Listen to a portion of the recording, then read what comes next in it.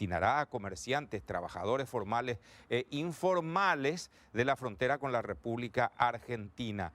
Realmente la discusión, el debate está centrándose en la posibilidad de tener recursos para poder sostener ese aporte subsidio. Ahora, ¿se cuenta o no con recursos para ellos? Algunos dicen que la ley va a ser inaplicable.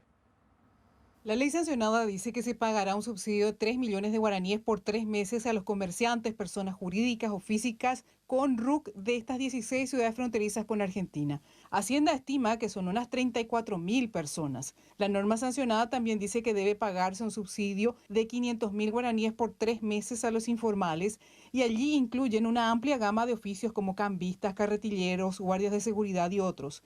Aquí Hacienda cree que hay otras 38.000 personas. Es decir, en total hablamos de más de 70.000 personas. El Congreso fijó un tope de hasta 10 millones de dólares del remanente de la Ley 6.860, fondeada originalmente con un préstamo de 125 millones de dólares. Sin embargo, Hacienda cree que el subsidio costará más de 50 millones de dólares. Un comerciante que tiene una facturación de... Voy a poner un ejemplo, ¿verdad? Una facturación de 2.000 millones, el otro que tiene una facturación de casi cero o un salario mínimo, en los dos casos van a recibir 3 millones durante 3 meses. Sí.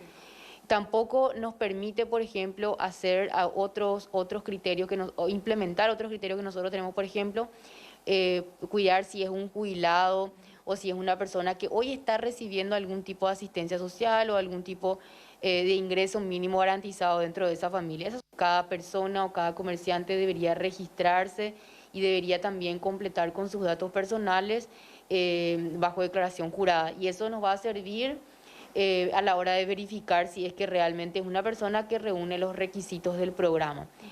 Esa otra preocupación. La tercera es el financiamiento. Teniendo en cuenta que la ley tiene un alcance muy general, los recursos no van a ser suficientes. Habla de un tope de hasta 10 millones de dólares. Pero independientemente a eso... ¿Pero ustedes calculan que iba a ser como 5 veces más el costo total?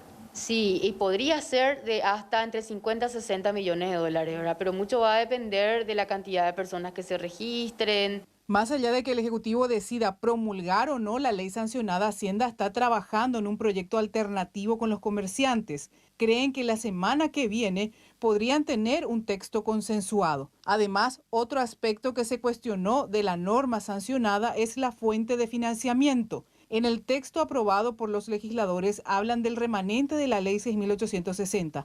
El tema es que esta ley, que se fondeó con un préstamo de 125 millones de dólares, se destinó a varios programas sociales como Putibó, Tecoporá y otros. Además, se usó para pagar 50 millones de dólares al IPS por la deuda histórica que el Estado tiene. Por cualquier riesgo de interpretación que pueda haber de la norma, desde el IPS sostienen que en ningún caso se podrán usar los recursos que les dieron en el marco de esta pandemia. Ya sea que se trate de los primeros 100 millones que el Estado entregó al IPS allá en marzo del año pasado para las compensaciones económicas y donde hay un remanente de 30 millones de dólares, o se trate de los 50 millones que se entregó ahora a fines de año para la reactivación, etcétera, que también va a IPS a cuenta de la deuda del Estado. En ninguno de los dos casos pueden utilizarse esos recursos para fines ajenos a lo previsional, es decir, para no asegurados.